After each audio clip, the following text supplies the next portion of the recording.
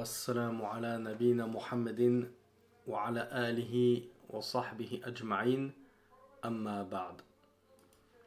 Donc, mes chers frères et sœurs, on se retrouve pour ce deuxième cours sur la biographie du prophète sallallahu alayhi wa sallam. Et je voulais juste revenir sur un passage par rapport à hier, notamment lorsque notre frère Salam Koukou nous a lu la généalogie du prophète sallallahu alayhi wa sallam. Effectivement, il avait dit Mudrika bil kasra, et nombre d'entre vous m'avaient dit que dans vos versions du livre vous trouvez également Mudrika. C'était ainsi que nous l'avions nommé dans notre playlist sur la biographie du prophète sallallahu alayhi wa sallam, que nous avons dispensé il y a à peu près 2 ans de cela, par rapport avec pour support Mukhtasar Sirat al-Nabi du Cheikh Abdel Ghani al-Maqdisi. Et lorsque j'ai préparé ce séminaire, en me basant sur les explications du Cheikh Mohamed Meziane, comme je vous l'ai dit, son élève a lu le livre sur lui avec Mudraka. Le Cheikh, lorsqu'il a fait l'explication, a dit Mudraka. Et donc ça m'a titillé, et j'ai fait beaucoup de recherches aujourd'hui sur Mudrika, est-ce que c'est Mudrika, Mudraka?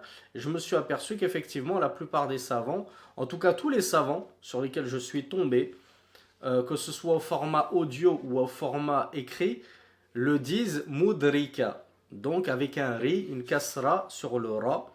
Et très honnêtement, j'ignore, est-ce que c'est une erreur d'inattention du Cheikh Mohamed Meziane, ou bien est-ce que c'est une prononciation correcte de Mudrika Mudraka, ce qui m'étonnerait un petit peu, puisqu'il a été rapporté qu'il a été nommé ainsi suite au fait qu'un lapin s'était sauvé et il avait réussi à attraper le lapin. Donc dans la langue arabe on dit adraka pour dire saisir, et bien lui adrakahu, donc il a réussi à saisir le lapin, donc on l'a appelé Mudrika, donc la kasra parce que c'est un ismu fa'il. Donc on ferme la parenthèse sur Mudrika.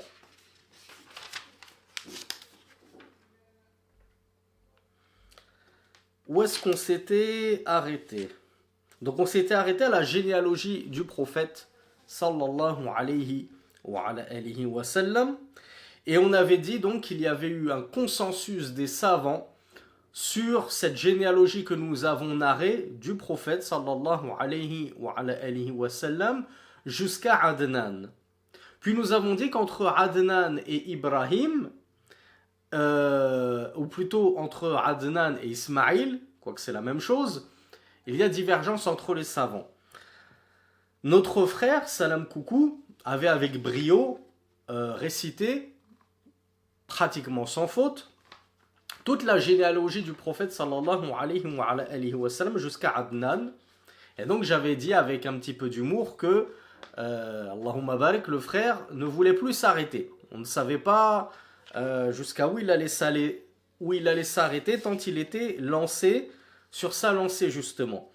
Et il y a un frère, je ne sais plus lequel d'entre vous, j'ai oublié son nom, qui avait fait un petit trait d'humour que je n'avais pas souligné sur le coup, parce que je ne voulais pas perdre mon temps là-dessus. Mais en y repensant et en y ressongeant après le cours, je me suis dit j'aurais dû réagir là-dessus. Donc je vais vous poser la question. Ce frère-là, il a dit Allahumma barik, le frère Salam Koukou, si on ne l'avait pas arrêté, il serait remonté jusqu'à Jésus. Dans le nasab du prophète sallallahu alayhi wa sallam. Alors, outre le fait que ce soit rigolo, est-ce que c'est vrai? Est-ce que cette blague-là est, au demeurant, elle aurait pu être vraie? Admettons que Salam Koukou avait vraiment la capacité de remonter jusqu'à Jésus.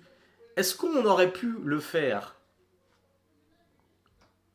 Alors il y a Yacine qui m'a apporté la bonne réponse. Alors Buz Kozar qui m'apporte une réponse timide. Alors Obama s'est trompé. Alors on a Obama parmi nous, je suis flatté. En personne.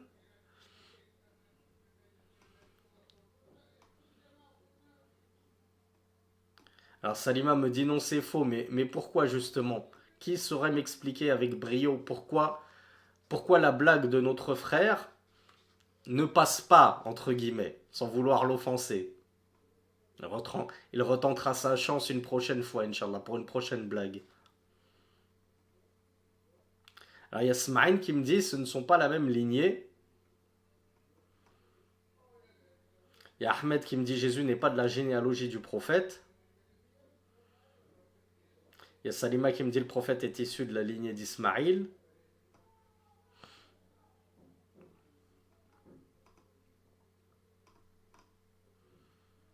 Ah, c'est Nathanaël le premier qui m'a apporté un semblant de réponse un peu concis, un peu plus détaillé. Alors je vais voir si d'autres ont suivi Nathanaël dans la bonne réponse que j'attendais. Alors Redouane aussi m'a apporté une bonne réponse.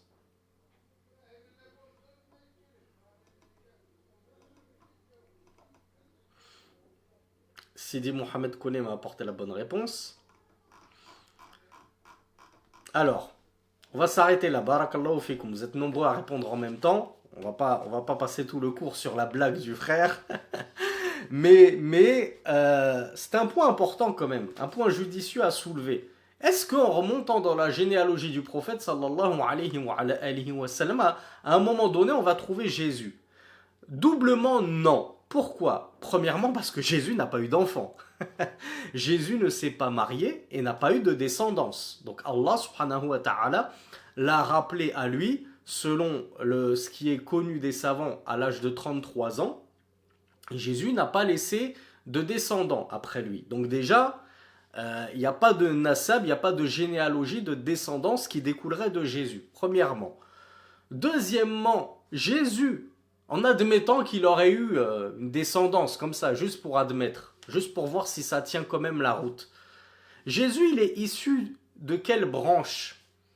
Il est issu de la branche de Ishaq. Il est issu de la lignée de Ishaq. Ishaq, c'était qui? En français, on l'appelle Isaac.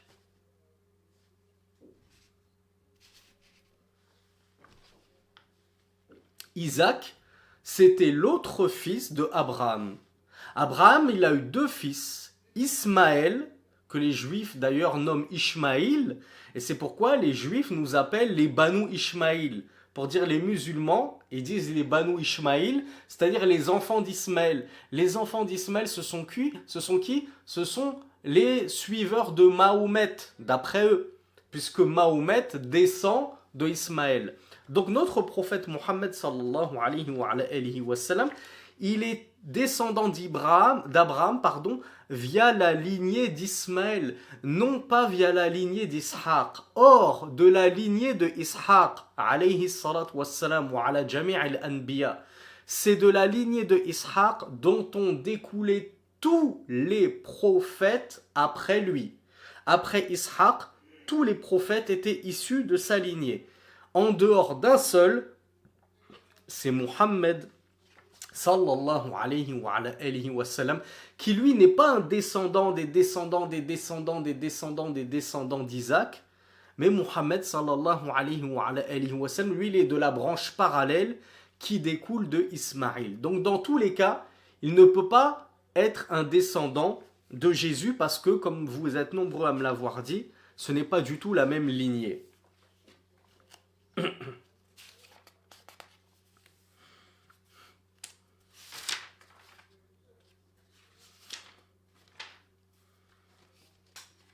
Donc il y a aussi consensus que Muhammad sallallahu alayhi wa sallam est un descendant du prophète et messager d'Allah Ismaïl sallallahu alayhi wa ala abihi salam, qui était le fils de Ibrahim.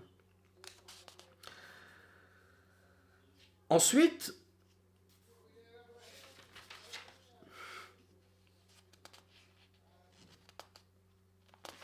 on va passer au nom du messager d'Allah sallallahu alayhi wa sallam et à sa kunya. Alors pour ceux qui ne le sauraient pas, qu'est-ce qu'une kunya, mes frères et mes sœurs? Kunya, c'est quelque chose de très connu en islam. Hier, par vulgarisation, je vous ai dit c'est un surnom, parce que en fait le pendant français en langue française n'existe pas. La kunya en langue française n'existe pas. Donc il n'y a pas de traduction pour kunya. Et donc surnom c'est ce qui s'en rapproche le plus, sachant qu'en réalité surnom en arabe c'est al-laqab, c'est pas le kunya. La kunya c'est le fait de dire je suis Abu un tel et elle est un tel. Donc Muhammad sallallahu alayhi wa sallam, du coup, quelle était sa kunya? On l'appelait Abu comment? Abu Fatima? Abu Aïcha? C'était qui? Alors je suis content de vous avoir posé la question parce qu'au final, je vois que il y en a quelques-uns, pour ne pas dire que vous êtes nombreux, à ne pas savoir comment il s'appelait. Sa kunya, c'était Abul Qasim.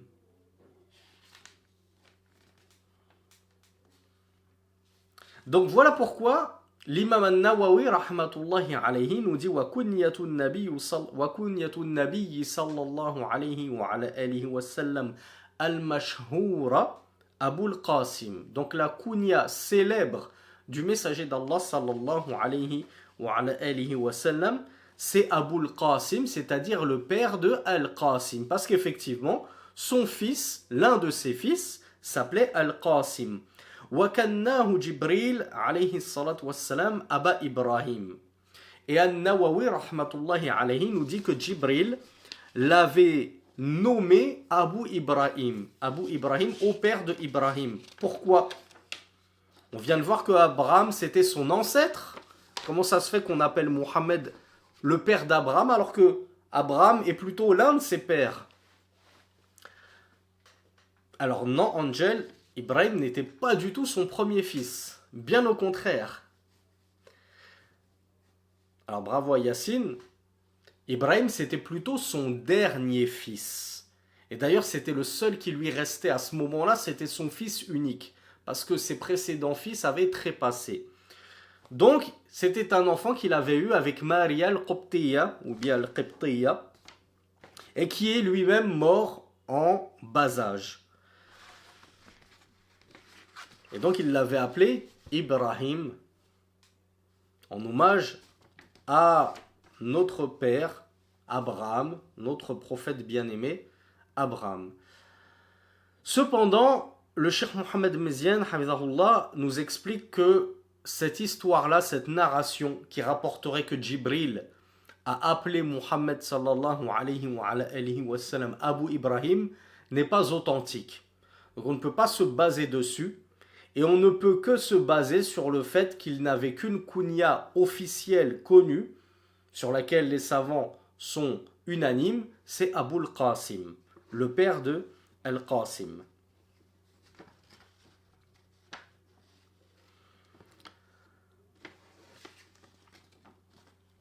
Alors, j'avais oublié parce que je vous avais pris justement quelques notes du cours du Cheikh Mohammed Meziane par rapport à la généalogie du prophète sallallahu alayhi wa sallam. Donc je m'excuse pour cette petite feinte. Je reviens très brièvement en arrière pour apporter quelques fawaïd par rapport à la généalogie du prophète sallallahu alayhi wa sallam. Puis on reprend le cours de notre cours, sans mauvais jeu de mots, sur ses noms et sa kunya. Donc le prophète sallallahu alayhi wa sallam était le plus noble de son peuple en termes de généalogie. Et ainsi Allah subhanahu wa ta'ala envoyait ses messagers à leur peuple. Il les envoyait en étant déjà en eux-mêmes les plus nobles en termes de généalogie. Il n'envoyait pas le lit de la société, L-I-E, c'est-à-dire les plus vils de la société, pour appeler les gens. Non, il envoyait des gens respectables de base. Tellement respectables que Muhammad sallallahu alayhi wa sallam, savez-vous de quelle tribu était-il issu? Et savez-vous comment on le surnommait à l'époque anté-islamique, avant même l'islam? Alors bravo à Ryan Chaouch qui m'a apporté les deux réponses que j'attendais. Et bravo à tous ceux qui m'ont... Bravo Obama également qui m'a apporté les deux réponses. Et bravo à ceux qui m'ont apporté une réponse sur deux. Mohammed sallallahu alayhi wa sallam était issu de la tribu de Quraysh. Or, les Qurayshites étaient parmi toutes les tribus arabes les plus respectées et les plus respectables. Donc c'était la plus grande des tribus en termes de noblesse. Donc Mohammed sallallahu alayhi wa sallam, comme on l'a vu dans sa généalogie, son nasab, il descendait de Quraysh. Enfin, on ne l'a pas vu, mais on va le voir, incha'Allah. Et il était surnommé Al-Amin, c'est-à-dire le digne de confiance. Donc déjà, avant même qu'il ne reçoive la prophétie, il était connu parmi son peuple comme étant quelqu'un d'intègre, quelqu'un qui ne mentait pas, quelqu'un qui ne trichait pas, quelqu'un en qui on pouvait avoir totale confiance. Et peut-être que certains d'entre vous connaissent la fameuse histoire de la pierre noire lorsqu'il a fallu reconstruire la Kaaba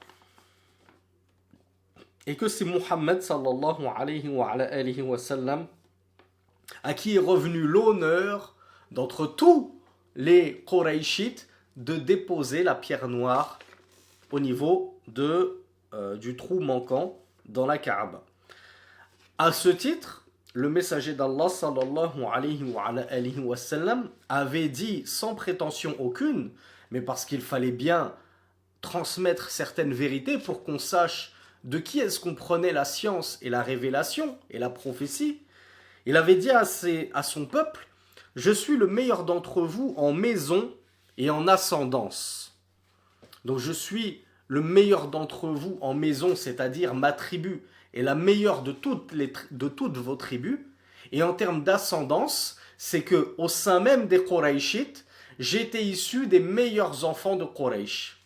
Mon père était le meilleur enfant des enfants de Abdul Muttalib. Abdul Muttalib était le meilleur enfant des enfants de Hashim, etc., etc., etc. En fait, Muhammad sallallahu alayhi wa sallam était la crème de la crème.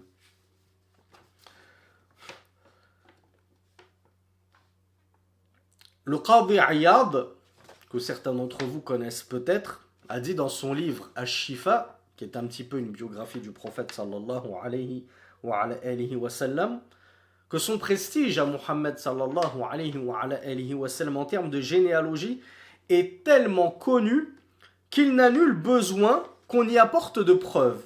Comme on l'a dit, les kuffars eux-mêmes le reconnaissaient.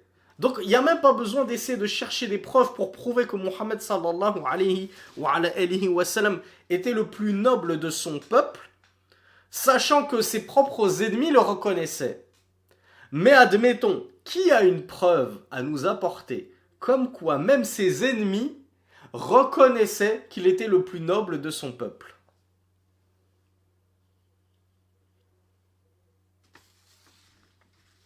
Alors si je vous parle de Hercule, est-ce que ça vous dit quelque chose? Et ne commencez pas à me parler de mythologie gréco-romaine et de dessins animés Disney.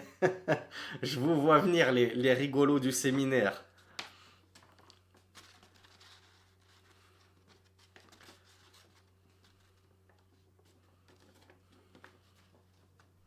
Voilà, Abu Sulaiman.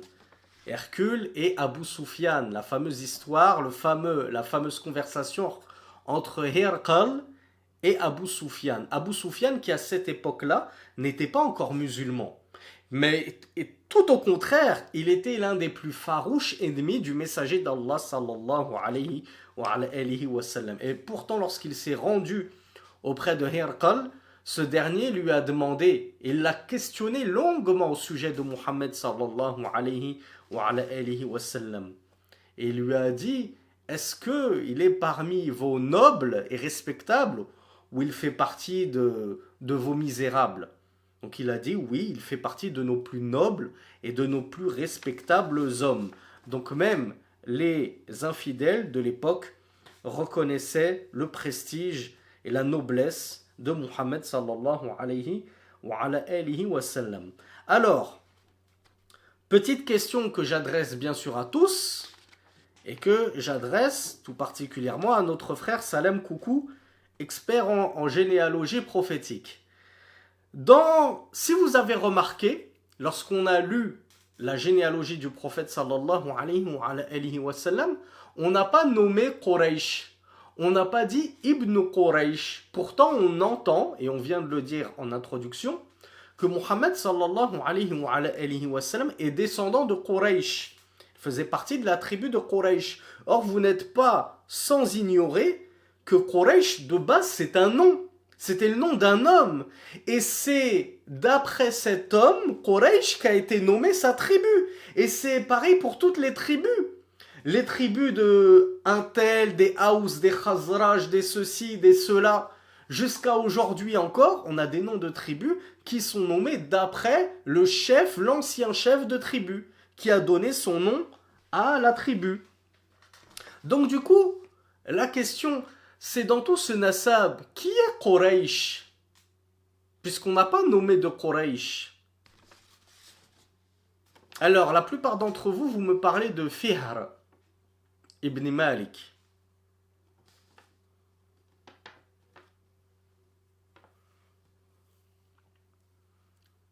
Ayoub me dit Ibn Kinana. Et qu'est-ce que j'ai eu comme dernier avis? Bilal m'a parlé de Malik. Alors, bon, en fait, tout le monde m'a donné un petit peu tout. Qu'est-ce qu'il nous dit, le cheikh Mohamed Mezian, hafidhahullah? Il nous dit Quraysh, huwa awhum banu Fihr. Donc, alors, une chose que vous allez m'écrire tout de suite pour ceux qui ne le savent pas. C'est un mot super important dans la langue arabe que vous rencontrerez tout le temps. Et même dans des cours non religieux, vous allez trouver ce mot-là. Bani. Les Bani oui, les Bani un tel, les Banu un tel, Banu Israël. Ça veut dire quoi Banu? Bani, sachez que c'est le même mot. Bani, Banu, c'est juste une déclinaison grammaticale. Quand vous entendez Banu un tel, Bani un tel, en l'occurrence les Banu Israël, qu'est-ce que ça veut dire Banu, Bani? Alors je vois que vous êtes nombreux à le savoir. Ceux qui ne le savent pas, vous me faites le plaisir de l'écrire et de l'apprendre. Banu, Bani, ça veut dire les enfants. Tout simplement, c'est le pluriel de Ibn. C'est les enfants. Donc, de manière plus large, ça veut dire la descendance de Banu Israël. Ben, alors dites-le moi, puisque maintenant vous avez compris. Qui sont les Banu Israël?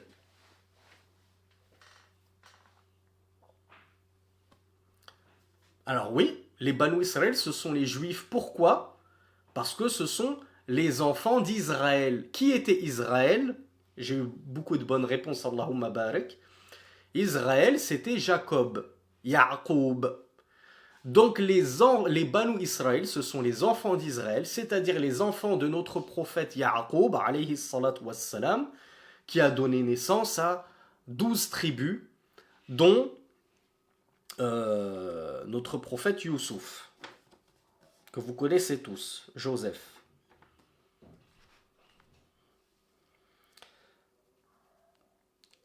Donc du coup, il a été dit, l'avis qui est connu, c'est que Quraysh c'était Banu Fihr, c'est-à-dire que c'était Fihr.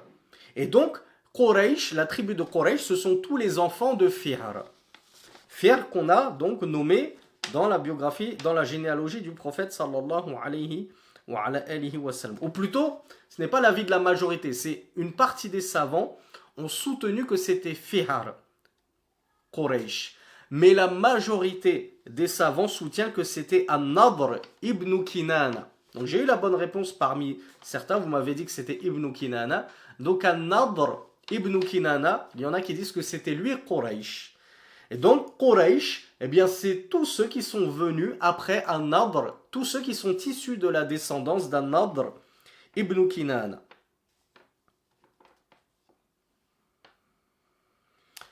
Ibn Khaldoun, que certains connaissent, il a essayé de joindre entre les deux avis. Est-ce que c'est les enfants de Fihr ou bien ce sont les enfants de An-Nadr? Il a dit que An-Nadr n'a pas eu d'autres enfants que Fihr. Donc du coup que l'on dise que c'était les enfants de Nadr ou bien qu'on dise que c'était les enfants de Fihr, cela revient au même puisque Nadr n'a eu qu'un seul fils, c'était Fihr. Donc on retombe sur nos pieds.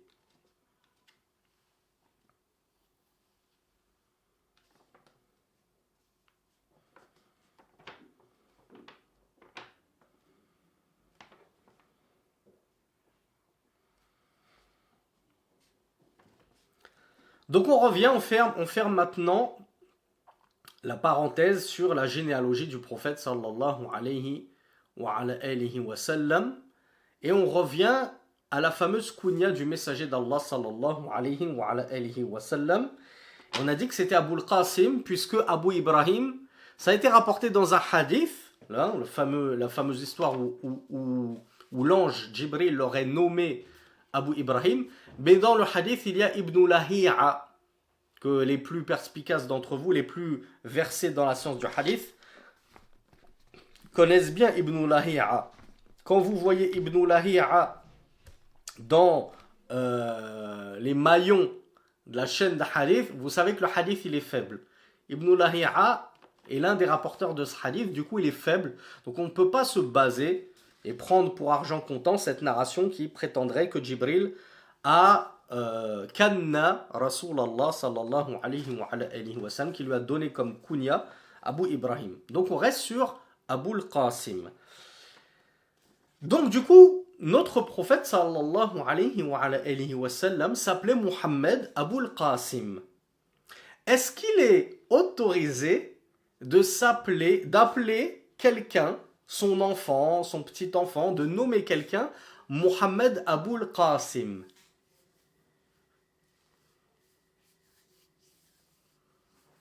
Alors j'ai eu des non, j'ai eu des oui, je m'en doutais que j'allais avoir les bonnes réponses. On va partir, personne n'a de juste milieu, entre guillemets, personne n'a d'avis un petit peu plus modéré, nuancé. Alors, bravo Redouane Besbas, qui connaît le hadith « Tasammaw bi ismi wala takannaw bi kunyati » Allahumma barik Redouane. Alors sachez que cette question, elle fait objet de divergence entre les savants. Est-ce qu'on a le droit d'appeler quelqu'un qui s'appelle déjà Muhammad Abu al-Qasim, justement en raison du hadith que nous a cité notre frère Redouane, hafizahullah. S'appeler Muhammad, il n'y a aucun souci. Bien au contraire, il n'y a aucun mal à s'appeler Muhammad puisque le prophète sallallahu alayhi wa sallam a dit nommez, je ne voulais pas traduire en arabe donc je le fais, je ne voulais pas traduire en français donc je le fais. Il a dit nommez-vous par mon nom, mais n'adoptez pas ma kunya. Et ce hadith, il est faible, il a été affaibli par certains savants. Donc du coup, ceux qui n'ont pas affaibli ce hadith et qui le considèrent comme établi et authentique, ils disent on a le droit de s'appeler Muhammad, mais on n'a pas le droit de prendre la même kunya que lui, de sorte à s'appeler nous aussi Muhammad Abu al-Qasim. Ça ne doit être réservé qu'au messager d'Allah sallallahu alayhi wa sallam. En vertu de ce même hadith, il y a des savants qui sont allés plus loin et qui ont dit on n'a même pas le droit d'adopter la kunya Abu al-Qasim, elle est réservée au prophète sallallahu alayhi wa sallam. Pourquoi? Mais en vertu de ce même hadith, le prophète a dit n'adoptez pas ma kunya. Donc on n'a pas le droit de prendre pour kunya Abu al-Qasim. Je place un petit salut à mon confrère de la da'wa, bien-aimé Ibrahim Abu al-Qasim.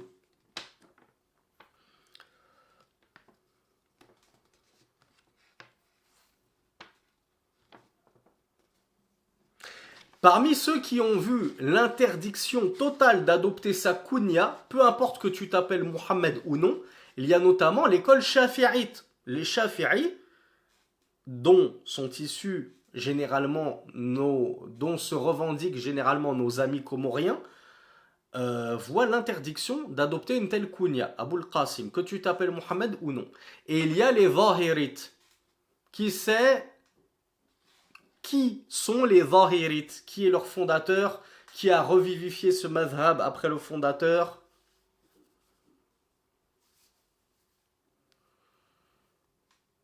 Alors, premièrement, qui est le fondateur? Comment il s'appelait?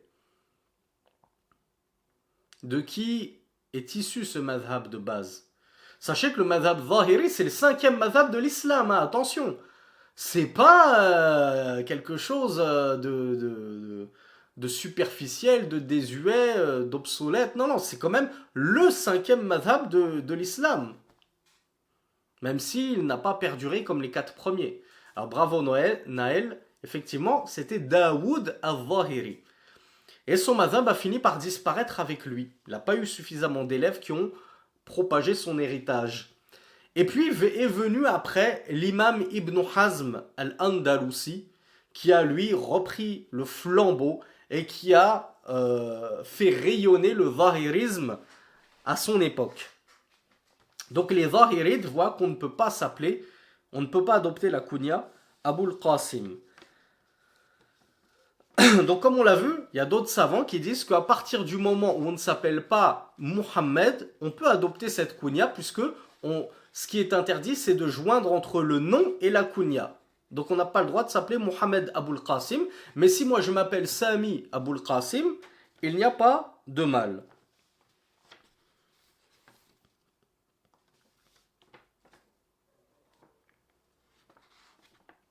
Et enfin, il y a certains savants qui autorisent ceci de manière absolue.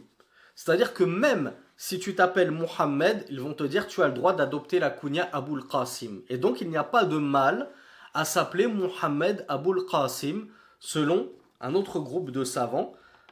Et parmi leurs preuves, eh bien, il y a le fait tout simplement que Ali ibn Abi Talib avait dit au prophète sallallahu alayhi wa sallam lui-même: si j'ai un enfant après ta mort, je lui donnerai ton nom et ta kunya.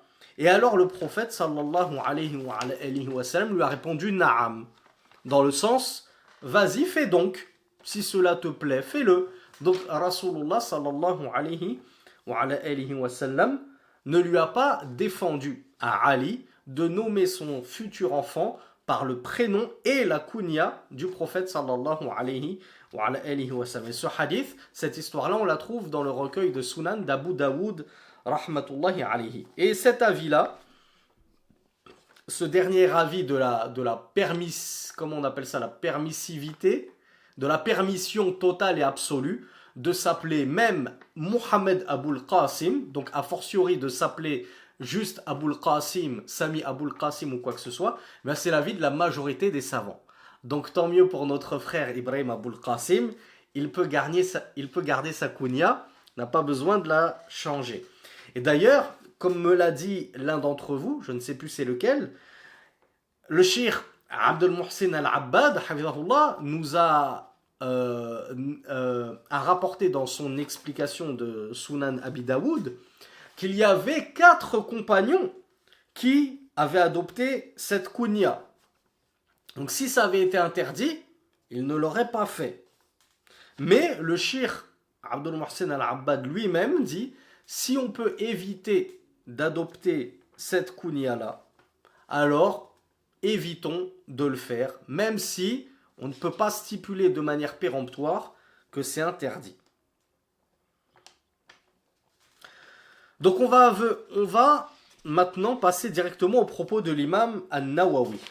Donc je vous rappelle qu'on est dans le 2e sous-chapitre sur les noms et la kunya du messager d'Allah sallallahu alayhi wa sallam. On a vu sa kunya. Maintenant voyons voir ses noms. L'imam An-Nawawi rahmatullahi alayhi nous dit: wa li rasulillahi sallallahu alayhi wa sallam asma'un kathira. أفرد فيها الإمام الحافظ أبو القاسم علي بن الحسن بن هيبة الله بن عبد الله الشافعي الدمشقي المعروف بابن عساكر, que je pense vous devez connaître, rahmatullahi alayhi, بابا في تاريخ دمشق. وذكر فيه أسماء كثيرة جاء بعضها في الصحيحين وباقيها في غيرهما. Alors je traduis d'abord. Alors je pense que je vais parler directement en français. Je ne vais plus vous lire en arabe là pour gagner un petit peu de temps. L'imam An-Nawawi rahmatullahi alayhi nous dit que le prophète sallallahu alayhi wa sallam possède de nombreux noms. D'ailleurs, l'imam Ibn Asakir, dans ses tariq, c'est-à-dire histoire avec un grand H, histoire de Damas, il en a évoqué une multitude. Parmi ces noms que Ibn Asakir a évoqués, il y en a qui se trouvent dans les authentiques, notamment les deux authentiques. Qui me rappelle ce que ça veut dire les deux authentiques? Ça aussi c'est quelque chose sur lequel on doit tous accorder nos violons. En termes de religion, on doit tous savoir ce que signifient les deux authentiques, rapportés dans les deux authentiques. Parfois en arabe vous allez entendre fi sahihayni. En arabe vous allez entendre fil muttafaq alayhi. Muttafaqun alayhi, ça veut dire unanimement authentique. Qu'est-ce qui est voulu? Rapporté par Bukhari et Muslim. Tel hadith unanimement authentique, ça veut dire tel hadith rapporté dans le recueil du Sahih de Bukhari et dans le recueil du Sahih de Muslim. C'est quelque chose que vous devez savoir parce que vous le rencontrerez tout le temps en religion. Donc prenez la note pour ceux qui l'ignoraient. Et bravo à ceux qui ne l'ignoraient pas, même si c'était une question facile. Hein. Donc, on a dans les authentiques des noms du messager d'Allah sallallahu alayhi wa sallam, et on a plein d'autres noms qui ne sont pas rapportés dans les authentiques. Et le cheikh Mohamed Mezian, il nous explique quelque chose, et c'est même l'imam Al-Ghazali et l'imam Ibn Hajar Al-Asqalani, rahmatullahi alayhim, qui ont rapporté le consensus que, ou plutôt, ils ont rapporté l'unanimité, puisque consensus, ça veut dire la grande majorité, alors que l'unanimité, ça veut dire nul n'a dérogé à cette parole-là. Nul ne s'est opposé à cette parole-là. Donc ils ont rapporté à l'ijma', l'unanimité, qu'il n'est pas autorisé de nommer le prophète par autre que ses noms donnés par son père ou par lui-même. Qu'est-ce que ça veut dire? Ça veut dire qu'à partir du moment où on ignore que son père Abdullah l'avait appelé ainsi, ou que le prophète sallallahu alayhi wa sallam lui-même s'est nommé ainsi en nous disant je suis un tel, et mon nom dans la Torah est ceci, et mon nom dans l'évangile est cela, à partir du moment où ni son père, ni lui-même ne s'est nommé ainsi, on n'a pas le droit, nous, de commencer à prendre des caractéristiques du prophète sallallahu alayhi wa sallam qui certes lui sied comme un gant, comme par exemple la générosité. Comment est-ce qu'on dit le généreux en langue arabe? Alors, Al-Karim, bien sûr, Alif Lam devant, il s'agit d'Allah. Al-Karim, c'est Allah subhanahu wa ta'ala. Nul n'a le droit de s'appeler Al-Karim à part Allah subhanahu wa ta'ala. On est en plein dans Tawhid al-Asma wa sifat, le monothéisme d'Allah dans ses noms et ses attributs. Est-ce que j'ai le droit de m'appeler Karim? Ou bien je suis obligé de m'appeler Abdul Karim? Souvenez-vous ce qu'on a dit hier. Est-ce qu'on a le droit de s'appeler Abd avec autre chose qu'un nom d'Allah subhanahu wa ta'ala derrière? Alors oui, effectivement, j'ai tout à fait le droit de m'appeler Karim, même si en réalité je ne suis pas Karim. Comme on l'a étudié dans la dernière vidéo sur YouTube, de la playlist 200 questions-réponses. Il y en a qui portent très mal leur nom. Ils s'appellent justement Karim, généreux, non pas le généreux, mais généreux, quelqu'un de généreux, alors qu'il est pingre et avare. Quoi qu'il en soit, il n'y a pas de mal à se nommer par certains noms d'Allah à partir du moment où on enlève le « L » qui est la marque du défini. Le généreux, c'est Allah. Si j'enlève le et que je prends juste généreux, j'ai le droit de m'appeler ainsi. Si c'est une caractéristique par laquelle peut être décrit un humain. Karim, en l'occurrence, il n'y a pas de mal donc à s'appeler ainsi. Est-ce que je peux dire alors, puisque Rasulullah sallallahu alayhi wa sallam était le plus généreux de tous les gens, comme le rapporte Aïcha radiyallahu anha elle-même, elle nous a dit Rasulullah sallallahu alayhi wa sallam était le plus généreux des gens et il était encore plus généreux il était encore plus généreux que le vent qui dispense de ses largesses lorsque venait le mois de Ramadan. Donc il n'y avait pas plus généreux que le prophète. Est-ce qu'on peut dire, parmi les noms de Mohammed, il y a Al-Karim. Moi j'ai envie de l'appeler comme ça. Là je ne vous parle pas de ses caractéristiques. Je ne vous dis pas est-ce qu'on a le droit de le caractériser ainsi. Est-ce qu'on a le droit de le décrire comme cela? Je vous dis, on va dire que parmi ces noms, il y avait Karim. Le prophète, il s'appelait Karim. Toi, tu t'appelles Karim? Eh ben, le prophète aussi, il s'appelait Karim. Ah, coïncidence? Ben non, on n'a pas le droit. On n'a pas le droit, c'est une unanimité des savants, qu'à partir du moment où ce prénom-là, que tu veux lui imputer, que tu veux absolument le placer dans la liste de ses prénoms, il n'a pas été rapporté par lui-même, Rasulullah sallallahu alayhi wa sallam, ni par son père, on n'a pas le droit de le ranger dans la liste de ses prénoms. Donc ces prénoms, en réalité, ils sont bien définis, ils sont bien connus, et ils ne sont pas aussi nombreux que certains veulent nous le faire croire, comme nous allons le voir un peu plus loin. Donc l'imam An-Nawawi, rahmatullahi alayhi, il nous dit, parmi ces prénoms, il y a Muhammad. Bien sûr, Mohammed, c'est le prénom par lequel il a été nommé et connu dans le Coran. Est-ce que Mohammed sallallahu alayhi wa sallam, il en a été fait mention dans des livres précédant le Coran? Est-ce que sa prophétie a été prophétisée par des prophètes avant lui?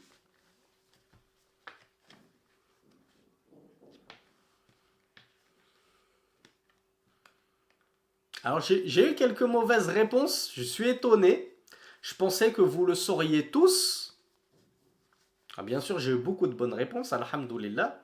Effectivement, on connaît déjà parce que c'est écrit dans le Coran.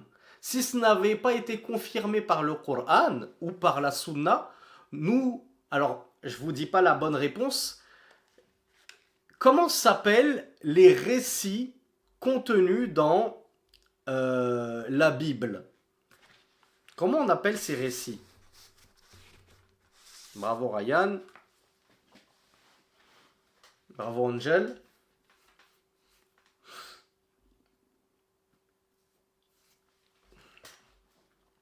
On appelle ça des Israéliyat. Israéliyat, on en a parlé, Banu Israël, je reconnais la racine Israël. Al-Israéliyat, ça veut dire les récits des Israélites. Jésus était-il autre qu'un Israélite, qu'un Israélien dans le sens ethnique du terme, hein? Non pas par rapport à Israël, la Palestine colonisée. Jésus était juif, on est d'accord. Il était israélite, dans le vrai sens du terme. Donc, que ce soit le livre de Jésus, l'évangile, je voulais vous poser la question, je me suis loupé. Donc, quel est le livre de Jésus? On va faire semblant que vous n'avez pas entendu. Quel livre a reçu Jésus? Est-ce qu'il a reçu la Bible?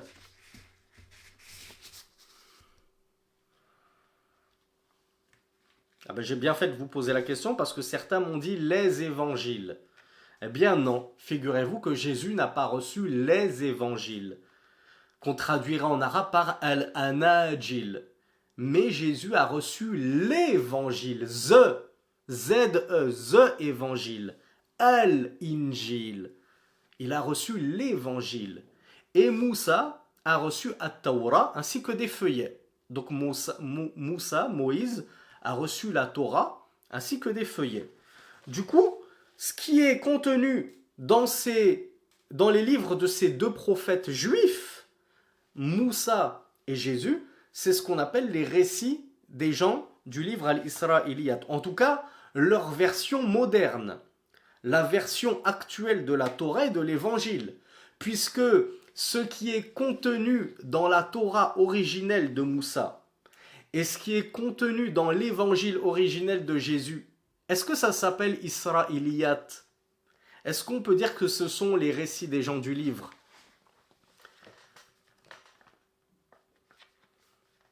Ah, j'ai bien fait de poser la question, décidément. C'est la soirée des pièges. J'ai fait tomber quasiment tout le monde là aujourd'hui. Là. À un moment donné, Tout le monde s'est foulé la cheville. Du coup, ceux qui m'ont dit non, comment ça s'appelle alors? Ce qui est contenu dans la Torah originelle et ce qui est contenu dans l'Injil, l'évangile originel, ça s'appelle comment? Alors bravo à Boussra.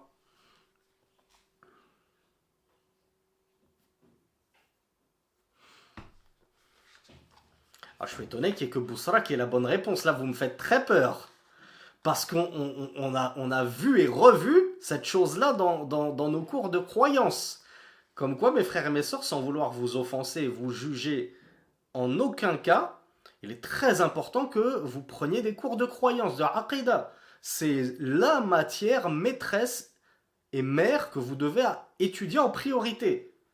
Et là, je suis un peu fâché, là. Que personne à part Boussra ne sait comment on appelle ce qui est contenu dans la Torah et l'Évangile. Et je vais vous mettre sur la piste, parce que ça me fait vraiment peur. Ce qui est contenu dans la Torah et l'Évangile, c'est la même chose que ce qui est contenu dans le Coran. C'est quoi, au juste? Ah, merci. Ouf, il a vraiment fallu vous prendre par la main et vous emmener jusqu'à la porte de l'école, hein, comme des petits écoliers. Ça s'appelle Kalamullah, mes frères et mes sœurs. La Torah originelle, c'est la parole d'Allah révélée à Moussa. Al-Injil, c'est la parole d'Allah révélée à Jésus. Le Coran, c'est la parole d'Allah révélée à Muhammad sallallahu alayhi wa sallam. Du coup, la Torah, l'évangile, on ne peut pas dire que ce sont des récits des Israélites, des Israéliates. La Torah est l'évangile originel. On est bien d'accord. Maintenant, la Torah 2023, les évangiles 2023, puisque l'évangile est devenu des évangiles, preuve de la modification extrême de ce livre, du coup, ce n'est plus la parole d'Allah. C'est une modification et une falsification de la parole d'Allah, subhanahu wa ta'ala. Et du coup, voilà pourquoi on appelle ça des Israéliates. Ce sont des récits des gens du livre. Et comment doit-on agir, nous, en tant que musulmans, vis-à-vis des récits des gens du livre?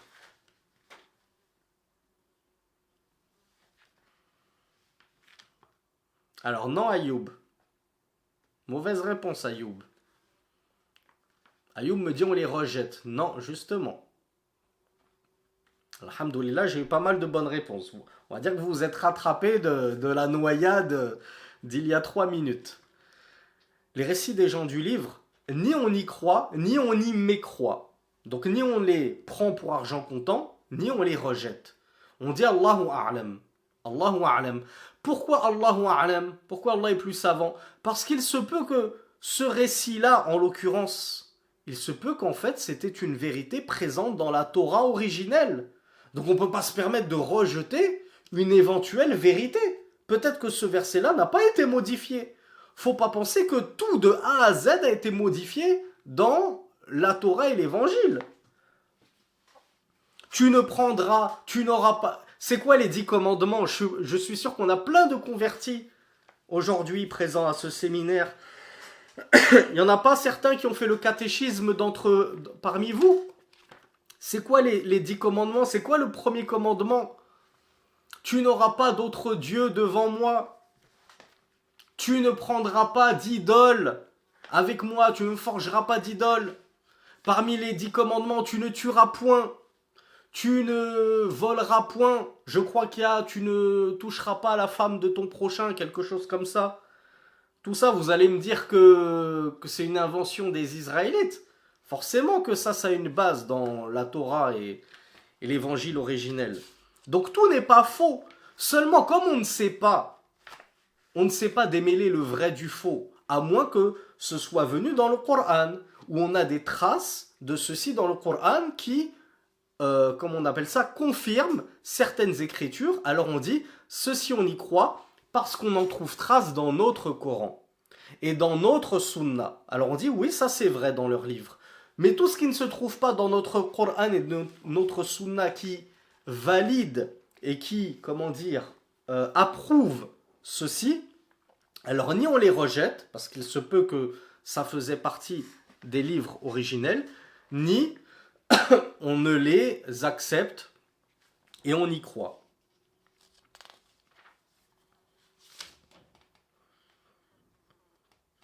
Donc, cette immense parenthèse pour revenir sur les noms du messager d'Allah sallallahu alayhi wa sallam, Muhammad, c'est ainsi qu'il a été nommé dans Al-Qur'an. Dans l'évangile de Jésus, comment a-t-il été nommé?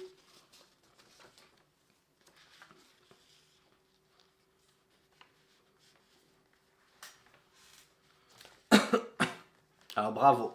Dans l'évangile de Jésus, il a été nommé Ahmed. Comment on le sait? Parce qu'on en trouve une trace dans le Coran. C'est Jésus lui-même qui a fait la bonne annonce de la venue d'un prophète, Ya'ti min ba'di, qui viendra après moi, Ismuhu Ahmed, dont le nom est Ahmed. Dans la Torah, Cheikh Mohammed Meziane nous dit qu'il a été mentionné sous le nom de Muhammad également. Et l'imam al-Nawawi, rahmatullahi alayhi, nous dit qu'il aurait été également, que parmi ces noms, il y a Ahid. Ahid, qui aurait été nommé dans les livres des gens, du livre justement, et qui veut dire j'éloigne. Ahid, ça veut dire j'éloigne. J'éloigne quoi? J'éloigne les gens du feu. Mais ce nom-là n'est pas du tout authentique. Il a été rapporté dans un athar. Alors athar, c'est un petit peu les hadiths des compagnons. Lorsque ça remonte jusqu'au prophète, on dit c'est un hadith. Lorsque ça ne remonte pas jusqu'au prophète, on dit c'est un athar. C'est un athar, c'est un propos de, en l'occurrence ici, Ibn Abbas. Et l'imam al-Albani, rahmatullahi alayhi, a dit que ce propos d'Ibn Abbas qui mentionne que le prophète sallallahu alayhi wa sallam aurait été nommé Ahid dans les livres des gens du livre, il a qualifié ce rapport-là de inventé. Maoudour. C'est pas juste une narration faible, c'est carrément une narration inventée selon l'imam al-Albani rahmatullahi alayhi. Alors, très rapidement, on va passer aux 5-6 noms qui sont vraiment authentiquement attribuables au messager d'Allah sallallahu alayhi wa sallam. On va brièvement les expliquer et puis on continuera Inch'Allah la suite demain. Donc l'imam al-Nawawi nous dit, parmi ces noms il y a Muhammad. On l'a vu, Muhammad c'est son nom dans le Coran, ainsi que dans la Torah. Il y a Ahmed, on l'a vu, c'est son nom dans l'évangile de Jésus. Il y a Al-Hashir. Savez-vous ce que c'est que Al-Hashir? Hashara.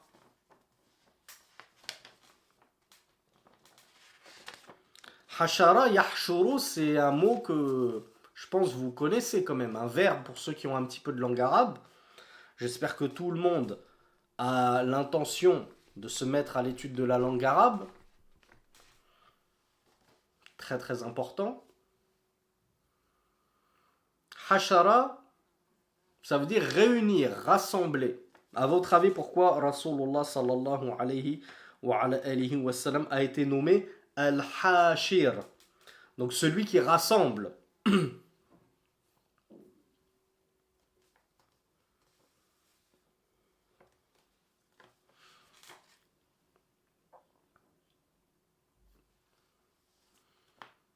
Alors il y en a qui, par pure logique, je suppose, me disent ben, c'est parce qu'il rassemblait les gens.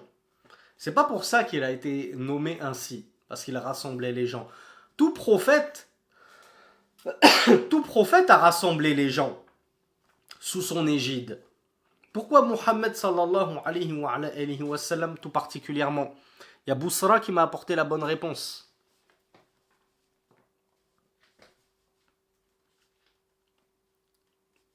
Alors on a deux explications.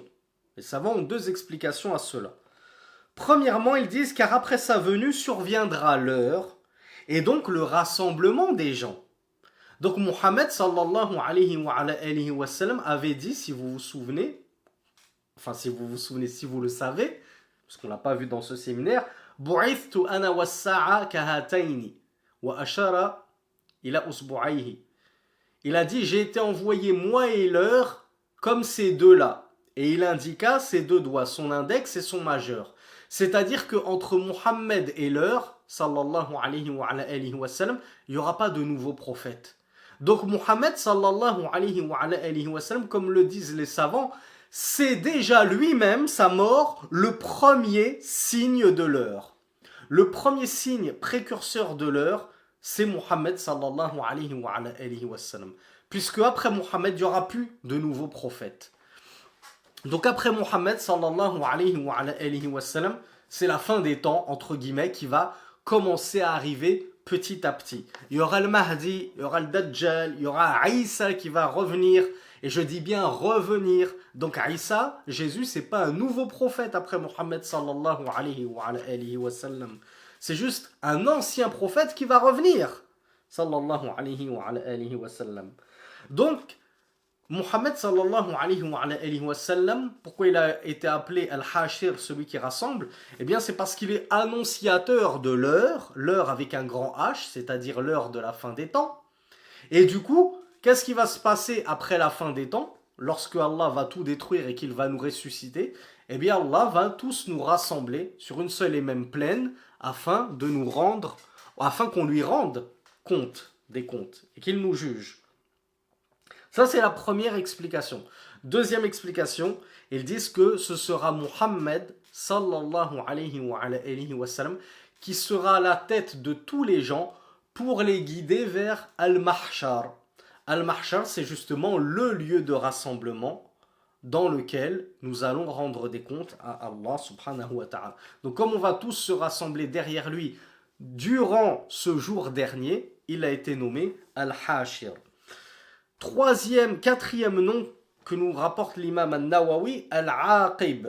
Alors, qui sait ce que signifie Al-Aqib et qui sait pourquoi il a été nommé ainsi? Alors, je vais vous aider. Qu'est-ce que Al-Aqib dans les wudu, dans les ablutions? On se lave bien le pied et on n'oublie pas Al-Aqib.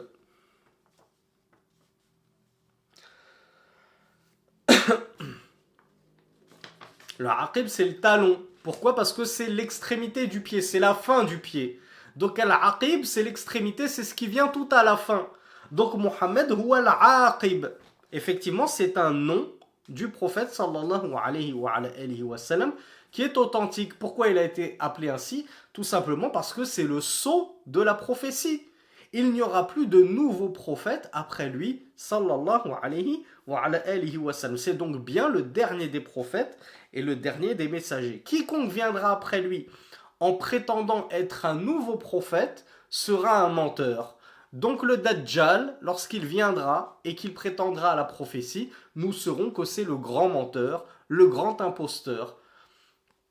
Et tous les Dajjaloun, tous les petits Dajjal, les petits imposteurs qui sont venus après lui, qui continuent de venir et qui continueront de venir après lui, ce sont tous des imposteurs, car Mohammed sallallahu alayhi wa sallam nous avait déjà prévenu qu'il n'y aurait plus de prophète après lui, en dehors du retour de Jésus, fils de Marie. Le cinquième, alors 1, 2, 3, 4, le cinquième nom, prénom du messager d'Allah, Al-Muqaffi.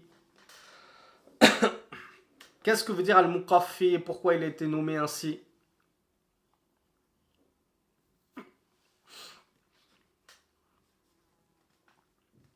Qaffa, yuqaffi.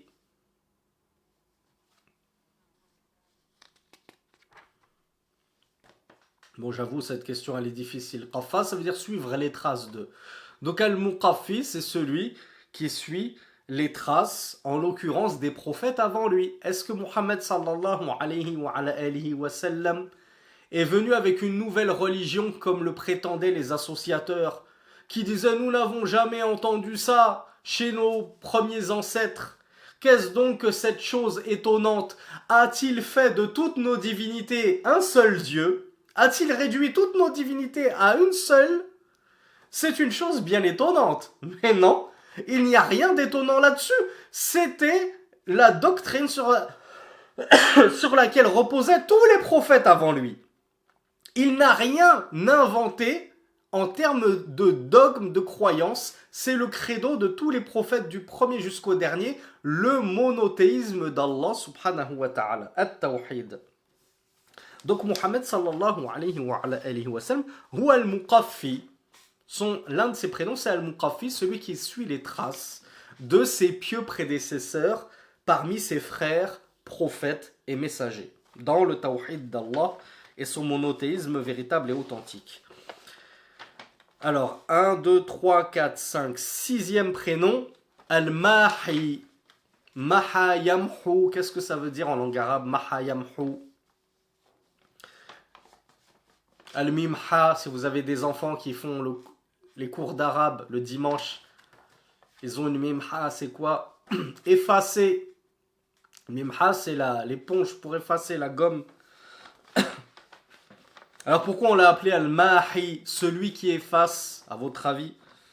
Bien c'est tout simplement parce que c'est celui qui efface le shirk, ou plutôt c'est celui par lequel Allah efface le shirk et les vestiges du shirk. Donc il efface le shirk par la permission et l'ordre d'Allah subhanahu wa ta'ala.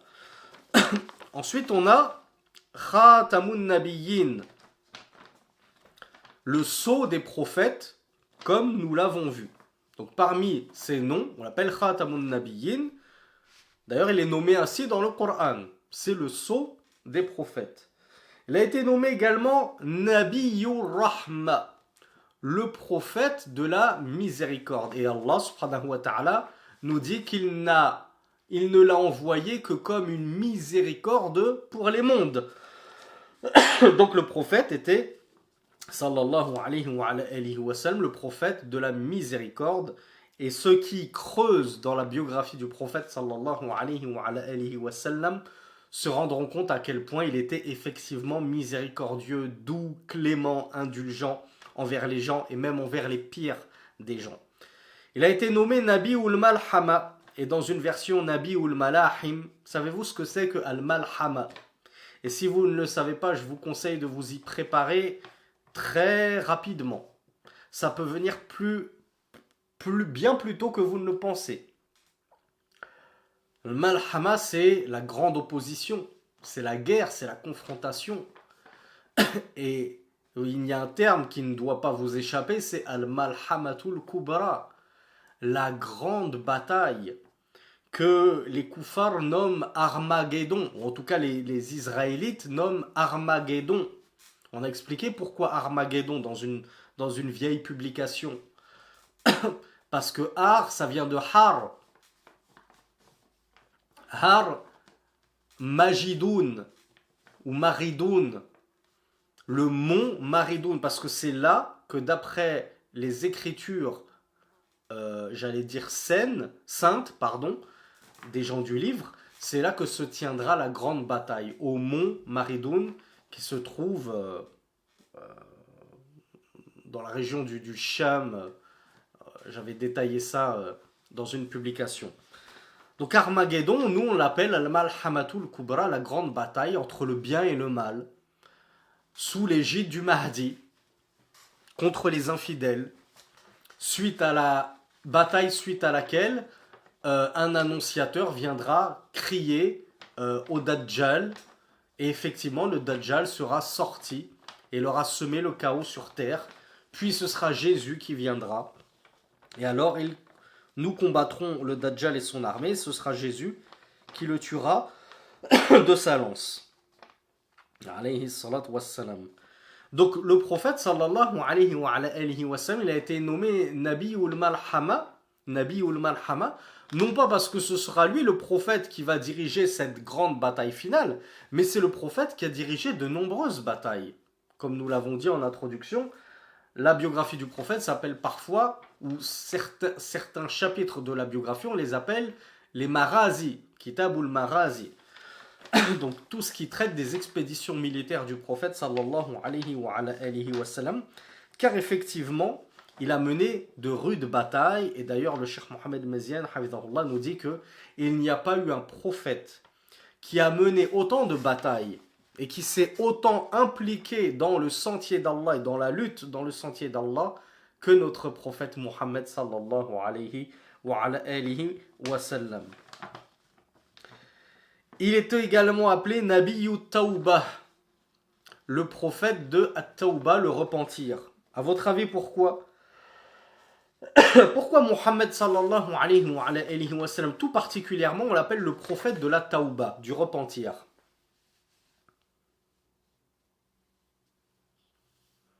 Alors il y a Abu Sufyan qui nous dit, Abu Sulayman pardon, qui nous dit il se repentait beaucoup. Mon cher frère Abu Sulayman, penses-tu que les autres prophètes ne se repentaient pas beaucoup? Alors là, si j'ai la bonne réponse, je tire ma shashia à celui qui va me donner la bonne réponse.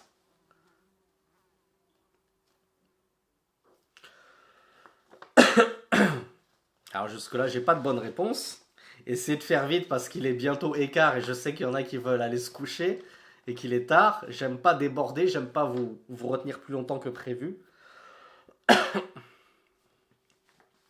Je vais vous aider, allez, je vais vous aider parce que je veux pas vous donner la réponse tout de suite, je vais vous aider à réfléchir.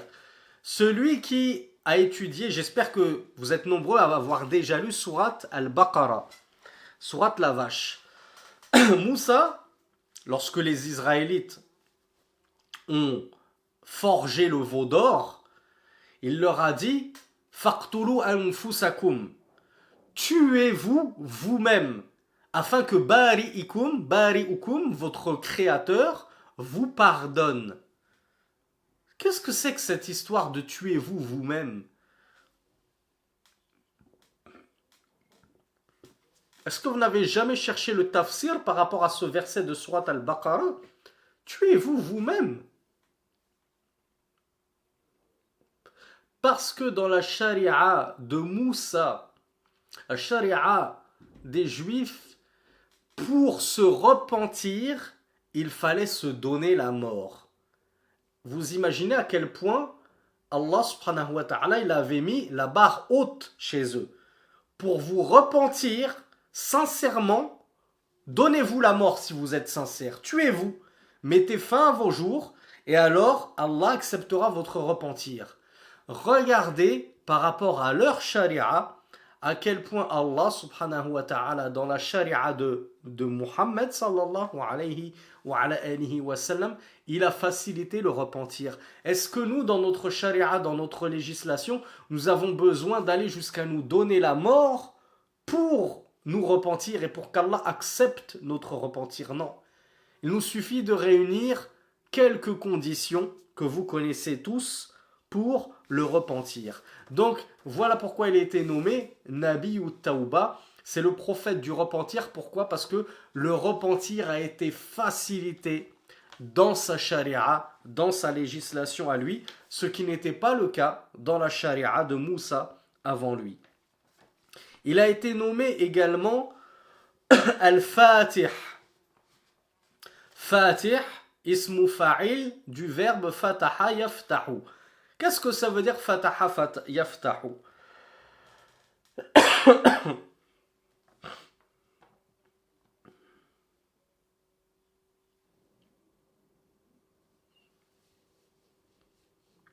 Fataha yaftahu, c'est un verbe très connu, d'où le ismu ala de al-miftah. Connaissez tous al-miftah, la clé pour ouvrir. Fataha yaftahu, il ouvre. Qu'est-ce qu'il ouvrait Muhammad sallallahu alayhi wa sallam? Ou qu'est-ce qu'Allah subhanahu wa ta'ala ouvrait par sa cause, par son entremise? Voilà. Allah ouvrait les poitrines des gens à l'islam et à la vérité. Il ouvrait les cœurs scellés et aveugles par le koufr, la mécréance, et à cause du shaitan et de ses insufflations démoniaques. Allah, par l'envoi de Muhammad sallallahu alayhi wa sallam, il a brisé les cadenas de ces cœurs scellés par la mécréance et les a ouverts à la lumière de l'islam. Cependant, ce nom-là, Al-Fatih, il a été remis en cause par certains savants comme l'imam Al-Zahabi. Le grand imam Al-Zahabi, grand historien, grand muhaddith, élève de l'imam Ibn Taymiyyah, comme nous l'avions dit dans le cours d'hier. Donc ce nom-là, Al-Fatih, comme on l'a dit tout à l'heure, à partir du moment où ça n'a pas été rapporté par le prophète sallallahu alayhi wa sallam lui-même, ni qu'il a été ainsi nommé par ses pairs, alors on ne dit pas que Mohammed s'appelait Al-Fatih. C'est un nom que certains savants avancent, mais ça a été disqualifié par d'autres illustres savants comme l'imam al-Zahabi. Du coup, y a deux prénoms qu'on entend souvent par rapport à Rasulullah sallallahu alayhi wa sallam, c'est Taha et Yasin. Et il y a des sourates du Coran qui commencent par Taha et une autre qui commence par Yasin. D'ailleurs, c'est le titre de la sourate. Taha, Yasin. Il y en a qui ont dit, on ne connaît pas la signification de ces lettres introductives de certaines sourates. On est d'accord, mes frères et mes sœurs. Alif Lam Mim, qui introduit sourate Al-Baqarah, certains y sont allés de leur exégèse, mais en réalité, nul autre qu'Allah n'en connaît la signification de ces fameuses lettres introductrices de certaines sourates. Et il y en a qui ont dit Taha, Yasin, ben ce sont des noms parmi les noms du messager d'Allah sallallahu alayhi wa sallam, mais ceci n'est pas authentique. Donc on ne peut pas se permettre de dire parmi les noms du prophète sallallahu alayhi wa sallam, il y avait Taha et Yasin.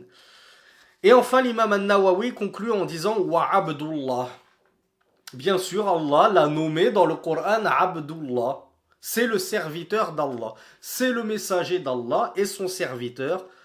Donc, il est également Abdullah, le serviteur d'Allah, subhanahu wa ta'ala. Hada, wallahu a'lam, wa sallallahu ala nabina Muhammad, subhanaka Allahumma wa bihamdik, ashhadu an la ilaha illa ant, astaghfiruka wa atubu ilayk. Alors, on me demande juste de récapituler très brièvement tous ces noms, donc authentiques. Alors, il y avait Muhammad, il y a Ahmed, il y a Al-Hashir, il y a Al-Aqib, il y a Al-Muqaffi, il y a Al-Mahi, il y a Khatam al-Nabiyyin, il y a Nabiyul Rahma, Nabiyul Malhama, ou bien Nabiyul Malahim, c'est juste le pluriel de Malhama, Nabiyul Tawbah. Et quant à Al-Fatih, Taha et Yasin, cela n'est pas authentique. Et enfin, il y a Abdullah. Donc je vous donne rendez-vous à demain, Inch'Allah. Passez une belle soirée, une bonne nuit. Ne m'oubliez pas dans vos invocations qu'Allah vous aime, qu'Allah vous protège, qu'Allah vous augmente en science.